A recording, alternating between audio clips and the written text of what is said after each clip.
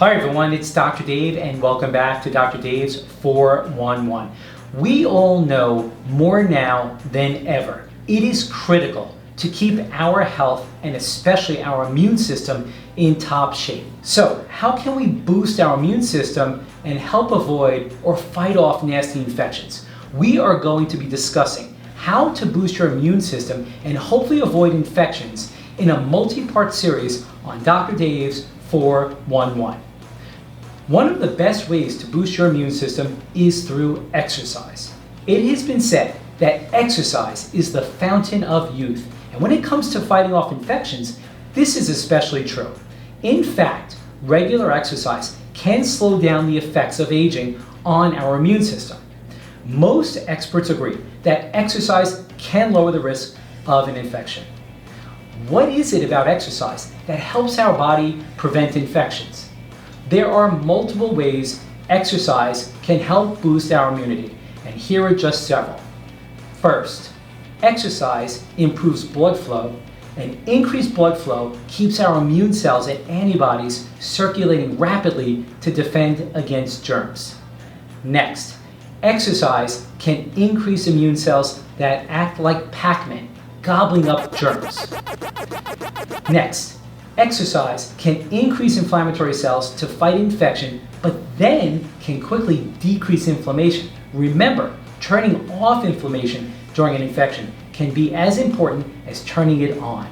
And finally, exercise can decrease mental stress and improve sleep, both very important parts in maintaining our immune system.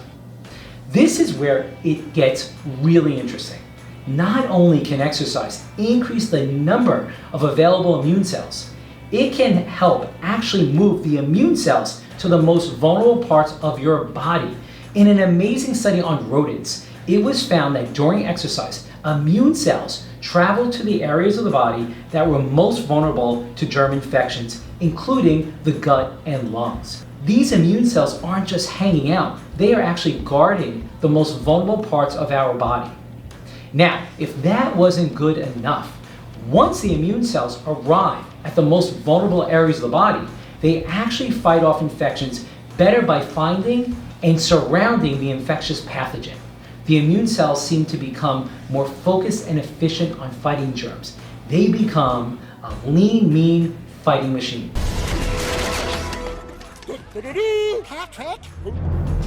There are many studies on exercise and how it affects the immune system. But one impressive study of 1,000 adults in the British Journal of Sports Medicine showed that people who exercised 5 days a week had a 43% reduction in developing a respiratory tract infection, and the severity of symptoms reduced by approximately 41%. Now, we all have COVID-19 on our minds. Coronavirus pandemic. Coronavirus. Confirmed coronavirus. A lot of people are concerned about the coronavirus. So what is the data on exercise and COVID-19?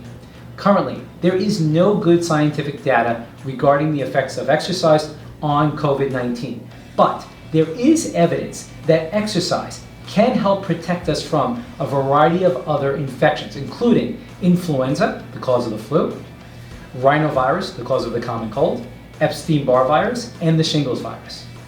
Okay, now let's talk about the actual exercise. Actually, before we do that, did I tell you that I decided to quit the gym because the weights were too heavy for me? I just gave them my 2-week notice. 2 week? Okay. How much exercise? When it comes to exercise, 2 words need to be emphasized: regular and moderate. Okay, so what is regular exercise? First, when starting an exercise program, it is important to speak with your doctor. Once you are cleared, then starting with a 20 to 30 minute low impact activity like light jogging, brisk walking, swimming, or biking 3 to 5 times a week is a good place to start. For those who are already exercising, regular, moderate intensity aerobic exercise, such as walking, running, cycling, is recommended, with the aim of achieving 150 minutes per week. Now, I must warn you that extreme exercise, greater than 90 minutes at moderate to high level, may transiently weaken the immune system up to 3 hours after exercise and increase a person's risk of infection. So we want to avoid extremes if possible. How about those of you who don't have the time to exercise? Well, I have good news. Studies have shown that people who exercise 2 or more days a week have half as many days off from school or work due to colds or the flu compared to those who don't exercise. Even a single workout can amplify and improve our ability to fight off germs. What type of exercise? The exact exercise is less important than the time and intensity. I would start by walking or jogging, but now more than ever, it is easy to exercise at home. There are plenty of free online exercise videos you can follow. Also, if time is really a factor, it is absolutely possible to have a great full body workout in just 7 minutes. Check out the New York Times 7-minute workout. You can Google it for more information. Okay everyone, there you have it. The 411 on exercise to help boost your immunity. But before I go, one quick joke. What is the lazy guy's idea of a good workout? Doing a diddly squat. Okay, one more.